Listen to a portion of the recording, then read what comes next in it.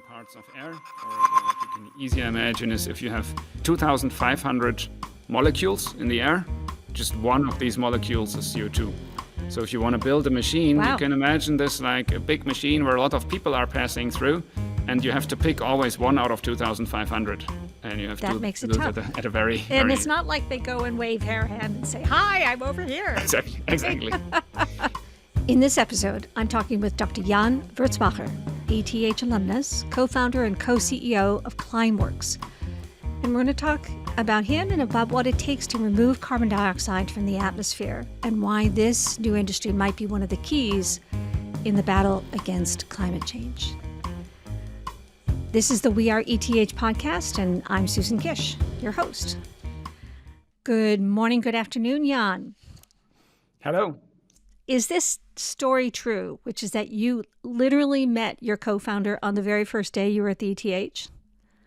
Yeah, that's really true. We both were new to Zurich, had just moved to the city here a couple of days ago, and we found ourselves being at the introduction to mechanical engineering first day, and we happened to be in the same group, tutor group, and that's how we got to know each other. Oh, that is such a great origin story. For it. And you found you both were mechanical engineers and you both liked the mountains. Hiking, skiing? Mostly skiing. On my end, mostly skiing. So I like to ski a lot, and I learned to like it even more when moving to Zurich and being much closer to the mountains. So I'm originally from Hamburg, which is in the northern part of Germany. So that's Right.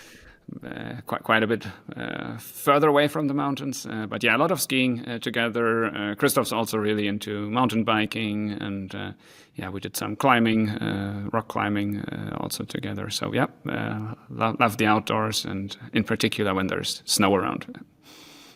I've read that the first rule of being a mechanical engineer is that there is a solution for everything. And that the second rule of a mechanical engineer is that the simplest solution is usually the best. Yep. So how did you take your background as a mechanical engineer and apply it to climate change? What was that connection? Why did you pick the path you did? Mm-hmm. Yeah, actually taking CO2 out of the air, what we're doing today, that wasn't our idea. So there was a project at ETH, and there were some others. A guy called Klaus Lackner from Columbia University at the time had proposed to build machines to filter CO2 out of the air. And maybe before we dive into that, what I like so much about that, and maybe that aligns with the simple mechanical engineering approach as you just laid out. It's like everyone was and is speaking about, well, we might have an issue. There might be too much CO2 in the air. So that's a problem. What can we do? And as an engineer, one very simple approach is, well, I have too much of this in the air. So why don't we build a machine to take it out? Exactly. So that sounds pretty simple. That's where we started. Yeah. Turned out not to be that easy. So right now, if I understand correctly, you founded Climeworks in 2009, and now you're on like the second or third generation of the machine. What does that mean? Can you explain that in layman terms? Yeah, sure. Well, maybe in a few simple words. So there are different ways how you can extract a gas from another gas, or more specifically CO2 from the air. And in general, also like filtering gases is nothing new. There are industries doing that day in, day out, and for many decades. If you think about to take a practical example, in a hospital, you would have oxygen, pure oxygen that's needed for some treatments, and oxygen is produced from the air by a air separation unit. So there's a lot of technology there, but what is special about taking CO2 out of the air is, while from a climate perspective, there is a bit too much of CO2 in the air, in absolute terms, there's still very little CO2 in the air. So if we all know this number, 420-ish ppm today. ppm means parts per million. So that means we have about a bit more than 400 parts of CO2 per million parts of air. Or well, what you can easier imagine is if you have 2,500 molecules in the air, just one of these molecules is CO2. So if you want to build a machine, Wow. you can imagine this like a big machine where a lot of people are passing through, and you have to pick always one out of 2,500. And you have That to makes it do tough. at a very, And very it's not like they go and wave their hand and say, "Hi, I'm over here." exactly. No, exactly. So you'd rather need to watch out for what these molecules are, and then there are different ways how you can do it, and the way we have chosen, which we think is the most most efficient way and the most energy efficient way, and in particular, is we looked for filter materials, so-called sorbents, that actually bind the CO2. And that is how our machines are built. So in the end, it's all centered around a special filter material, which we call a sorbent. And you can imagine that as a very porous material. Think of like a sponge with a lot of pores in there, and a sponge can easily suck up water, right? If you throw a sponge in water, it's full of water afterwards. And then these materials have this high internal surface area, as the engineers call it, or just a lot of pores, as it would be easy to imagine. And then they have certain properties at their surface that they bind CO2 molecules. So, and then we have the machine around it. So in a very simple way, imagine that machine as a box, or as actually several boxes. These boxes containing this filter material, this sorbent, which is like a sponge. And then you do two steps. In the first step, you power up fans that pull air through these boxes, and so pull the air through the material. Yep. And when air passes through it, the CO2 is selectively bound on this filter material. So the sponge picks the CO2 molecules, binds them, and lets all the rest of the air pass through. That's step number one. We call that adsorption. And then step number two, you need to get the CO2 out of there again. So then in the second step, you need to squeeze the sponge. Exactly. You can imagine that as squeezing the sponge. And how do we squeeze the sponge? We close these boxes and we heat up the material to around 100 degrees Celsius. So not super high temperatures as you would otherwise find in industry, but it's just 100 degrees. And by that, the CO2 is actually released again, and you can extract then the CO2 in concentrated form from the boxes. And then you can do different things to the CO2. What we are mainly doing is we compress it and store it underground. So thereby we are removing CO2, like we create net removal of CO2 from the atmosphere. But you could also use the CO2, for instance, to make new materials out of the CO2. You can use it build new materials to make sustainable aviation fuels or sustainable plastics. Like basically every hydrocarbon material somehow could be made from CO2 and hydrogen, or CO2 and water in the end. So there are a lot of ways, but those industries are still in the build-up, or still not fully existing yet. And on the other hand, storing CO2 underground is then a very, very simple form how to deal it, and it's one of the very few options that we have to actually reduce the content of CO2 in the atmosphere. If I understand right, you founded Climeworks in 2009, and you built your first sort of proper machine in 2014 that could take out tons? Or can you sort of talk us through that chronology that gets us to today? Yeah, sure. No, that's exactly right, as you said. So we started in 2009, and that was really at lab scale. And for the first couple of years, we were working a lot around these materials, since we both mechanical engineers and not material researchers. So it was quite tricky to work on the materials. So did you do this at labs at the ETH? Yes, we did that at labs. We had an agreement with our professor, Professor Steinfeld, from the mechanical engineering department, who was actually working normally on solar technology, so making solar fuels. But he also had this one project on taking CO2 out of the air. This is how this all started. And we then kicked this off at his institute, and we could use the lab space there. So Christophe actually wrote a term paper on that topic in his master's. So he had the first touch point with that group working on the topic. And then it was a bit funny. So we both started our PhD at ETH more or less at the same time when we founded the company. So it was a bit, we kind of said, hey, we want to found this company, but we know there's a lot of scientific work to be done, and we can't build this up from scratch, and that was actually a good opportunity. So we had this agreement with our professor that we would work on a PhD. We could use facilities of ETH. We made an agreement with ETH that at the same time we would found the company, and so we developed both in parallel. So we developed, and it's a bit like today, like we always say at Climeworks, we have to develop and scale a new technology as well as a new market, and we did that as well. So when building up the company, we worked on the market, wondering what could we actually do with the CO2, could we sell it, could we start underground, and then at the same time we developed the technology further. So those happen in parallel, and that's why there were a few very intensive years where we worked at ETH up until a certain point where we then moved out, and then as you said, in 2014 we built the first prototype, so things became bigger, and even a bit before that we then had to look for our own facilities, and then moved out, and at some point built up our own labs and R&D facilities. Those were the first years. So 2009 you founded it. 2014 you built a little pilot outside. 2017 was Capricorn, and that was hundreds of tons. That was sort of your first generation.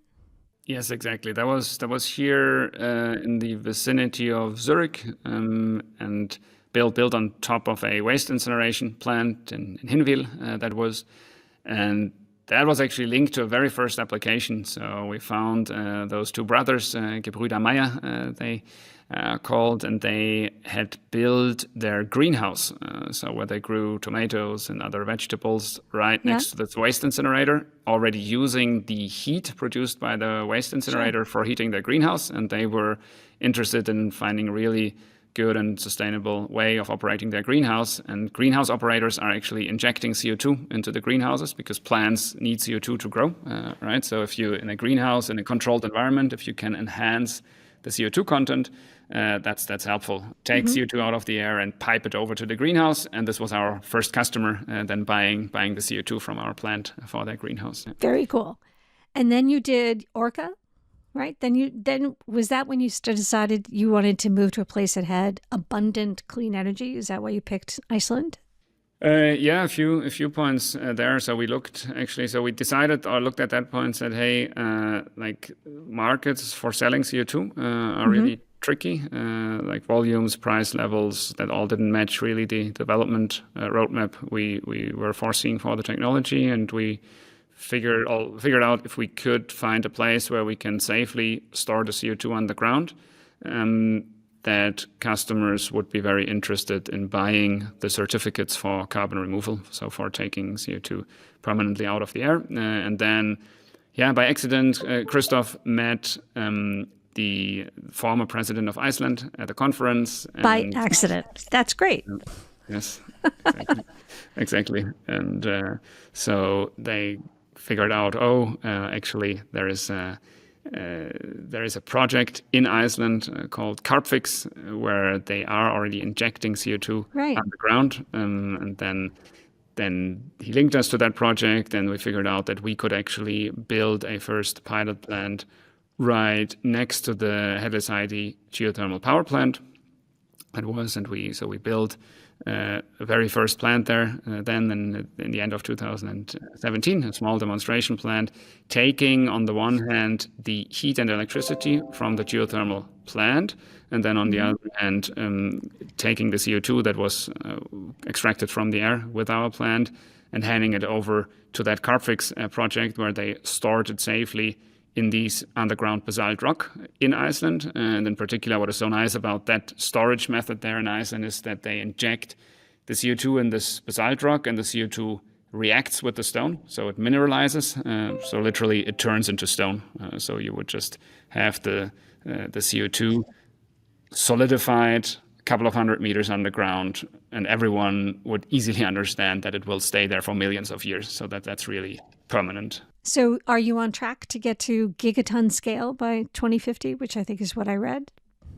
That's where we have to be, and I would say we are on track. Can I make you a very precise prediction for 2050 going forward? That's quite a long while ago. That would be a very big crystal ball. Exactly. So I mean, look, the tricky part is now how can we get in a first step from thousands of tons millions of tons of CO2. Building direct air capture and rolling it out is challenging. I spoke a bit in the beginning about like the many molecules where you have to pick the very specific ones. Right. So you need to treat a lot of air. And that's also what we're observing in Iceland. So we've built the Orca plant in 21, and then the Mammoth plant in 24, and that the latter one is still in ramp up. So that's not yet fully built out, and it's tricky to operate those plants. So the first years have been quite tough. So we've been suffering from Icelandic weather. We've been like some components. You mean it's cold? We had corrosion. It's cold. It's not that cold actually, but it's cold and humid. So there's a lot of snow, a lot of wind, a lot of ice. So you would have, you have your plant. You imagine you have a snowstorm blowing, then the snow somewhere packs up in the drives, and then it gets a bit warmer, then it melts a little bit, then it gets colder again, it freezes, and you have buildup of ice over several of these cycles. So quite tricky conditions. And that's why, when like the time, if we look back 21, 22, that was a time where the whole, like this idea, like 5 years ago or before that, no one would believe that there's a market for removing CO2 from the air anytime soon. And then that completely changed. And then suddenly there was quite a boom. And many people or companies who hadn't worked really for a long time in that area came up with big claims, big plans. And everyone was speaking about faster and millions of tons in the next couple of years. And so there was a lot of push to be fast, and we followed that push and had to follow. But then we also went very fast. And figured out that like really deploying something in the field is a hard thing. So maybe looking back, I would probably have taken half a year longer here and there to really mature all the designs and making sure that everything works perfectly. We didn't do that, and that's why also, it took us quite a while to get the first plant, the Orca plant, into stable operation, which is now, that's great. And now we're going through the same phase at the Mammoth plant, so that's not yet in stable operation. So we're like still doing some fixes, some revamps on the design, which we figured out, and deploying it then now step by step. And bring this up. So kind of the next really step is bringing this from a thousands of ton scale then to millions of ton scale. And this is an area where we want to get by the end of this decade, by 2030. Yeah, and then we have 20 years left to scale by a factor of 1,000. That's a lot on the one hand, right? If you think about gigatons of CO2 to be removed from the air, or billions of tons, that's a huge industry. So you can think of similar size as today's oil and gas industry or the energy industry. But then on the other hand, there are several industries who have scaled up over periods of 20, 25 years that's like right. that. So it's not That's right. Not unprecedented that's doable. And I'm convinced that it's doable. It's not only up to us. So we have to deliver on the technology, on the scale up, on the market side. But at some point, this all will also require some policy. So we have certain solutions which are on the market, which are more nature-based solutions. For example, you have enhanced rock weathering, you have forestation, so planting trees, basically. You have things in the biochar ocean. approaches. And we don't advocate for doing one or the other, but you should probably do both. And for afforestation, it's likely that it will be limited in scaling eventually, because you require a lot of area. And therefore, it's likely that it will rather be the other way around. So you have less availability and higher price. If our listeners or fellow alumni want to be supportive, not just of Climeworks, but of your ultimate mission, right? Reducing the carbon emissions in the atmosphere. What can they as individuals do? What is the action you recommend that they take? Yeah, there's several things. One very concrete thing is actually when we started offering carbon dioxide removal as a service, moving CO2 for our customers. We actually started with individuals, and that offering is still there. So if you go to climeworks.com, there is a web shop where you could subscribe, and you could buy a subscription to have a certain amount of CO2 removed in your name. So you could do this with with regular payments or one-time payments, and that money will then be used for our future plans. So it's similar like planting a tree. When you pay to plant a tree, then the tree will take CO2 out of the air over the next 20 years. With our subscription, this can be a bit faster, but we're rather, speaking of 6 years or so, where then over time the CO2 will be removed by the plans that we are further building going forward. So that's a great thing. Of course, every now and then there might be an exciting job opportunity at Climeworks. If your bank account balance is higher, we will have more investment opportunities. So there are many options to move forward. Often the CEOs at the early stage are not the same CEOs who get it to scale. So what was your magic formula that let you guys go from the two of you begging for lab space from Professor Steinfeld, not begging, but negotiating carefully for lab space from Professor Steinfeld and negotiating that first IP agreement? What allowed the two of you to sort of continue to be the CEOs to today? And are you guys going to stick with this to 2050? Oh, look, that's a good question. And I think we, on a regular basis, we ask ourselves, do we have the right skill set and experience to drive this further? And I think what we have done very successfully is build up, and maybe that's the first answer to your question, is build up a very strong and experienced team who is working on the individual areas. I think that's the first thing. And will we drive this till 2050? We don't know. Maybe yes, maybe not.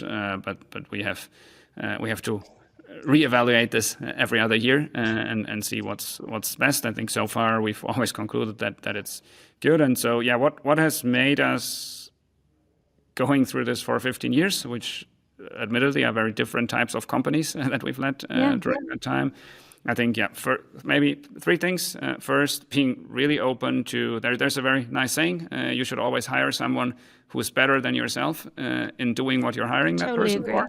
And so that's the first one, and really trying to find good people. And that's an ongoing process, right? And you're never done with this. So that's one thing. The other thing, I think the way, and I mentioned that briefly before, like the characters, Christophe and myself, very different. So I think if we were exactly thinking the same way, we would have been stuck at some point in some thinking. But since we are so different, we are always, challenging each other, getting a new perspective. And it's not that we are like running down the same rabbit hole together. We would certainly run down totally different rabbit holes and wonder, where are you? Oh, maybe I have a very different perspective from here. Maybe you should come over and look at how it looks from here.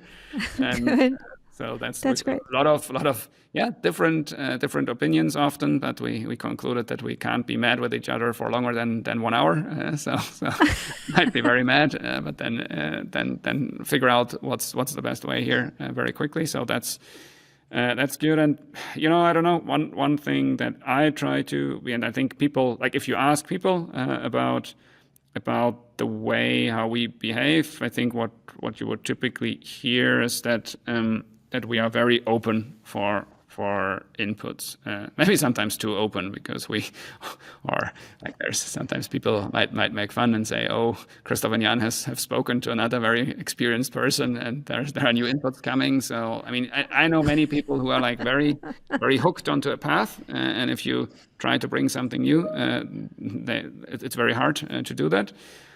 On our end, I would see it's really the other way around. So we love working with people coming from different backgrounds, different directions, bring other perspectives, and just trying to constantly, like, being aware that we always need to reinvent ourselves every other year. So those would be but you should ask someone else probably. Jan, thank you. Thank you. That was a great conversation. Thank you for talking us through what Climeworks does and sort of vision of Climeworks in 2050. And we really appreciate your time. And I'd love to ask you some closing questions. So when you were a little boy, what did you want to be when you grew up? All the usual suspects, policeman, firefighter. I think the garbage truck driver was high up on the list. Whoa, I love that one. Those are such cool trucks. Yes, definitely. And What are you learning about today? What are you curious about? Oh, a lot. I mean, one thing I'm really curious about is how to run organizations effectively, and this is, I think, you can never stop learning there. So making, like, how can you make sure that 1,000 people working on something are more than 1,000 times more efficient than one person? And there are some valleys of death in the meantime where you feel like it became less efficient actually by growing the organization. And so how to do that? What makes a good leader? Where can I develop? Where do I need to learn? This is I think the core topic that I'm interested in. I can imagine. And what books are you reading? What's on your bedside table or in your Kindle or whatever? I think goes in the same direction, how to run organizations. There's one book that's quite a while ago that I read it, from Verne Harnish, Scaling Up, is that book called. So that's about how to scale up organizations. That's the one from Jim Collins, From Great to Good. So those things. Those are classic, right? And the Jim Collins book is super. And finally, when you're in Zurich, where do you like to have a cup of coffee? What's your favorite spot in the city? Favorite spot? Well, actually, my favorite spot in Zurich is the river. So the Latin, where you can, that's what I love about Zurich. In the summer, I always tell everyone, hey, you can swim literally everywhere in Zurich. And by the way, the water is drinking water quality. So if you're thirsty, like it, just dive in. So that's, I love it. So I love to be, it's, I used to live right next to the limit, and I would come home from work and just take a quick dive into the cold water. Don't do that often anymore these days, but still, I'd say that's definitely my favorite spot. So there's always the question: are you a river limit person or a lake Zurich person? I'm definitely a river person. Well, I used to love the Limmatschwimmen. Right? All right. Where you start at the top and you float your way down, and everybody's in the water, and it's often unbelievably cold, right? Yeah. Just great. Those are great. Jan, thank you so much. Thank you, Susan. Very nice talking to you. Very nice talking to you. I'm Susan Kish, host of the We Are ETH series, which tells the story of the alumni and friends of the ETH Zurich, the Swiss Federal Institute of Technology. ETH regularly ranks amongst the top universities of the world in terms of its science, its research, and its people, the people who were there, the people who are there, and the people who will be there. Please subscribe to this podcast and give us a good rating wherever you listen, if it's on Spotify or YouTube or Apple, if you enjoyed today's conversation. And join me in thanking our producers at LE Media and ETH Alumni. And I'd like to thank you, our listeners, for joining us today.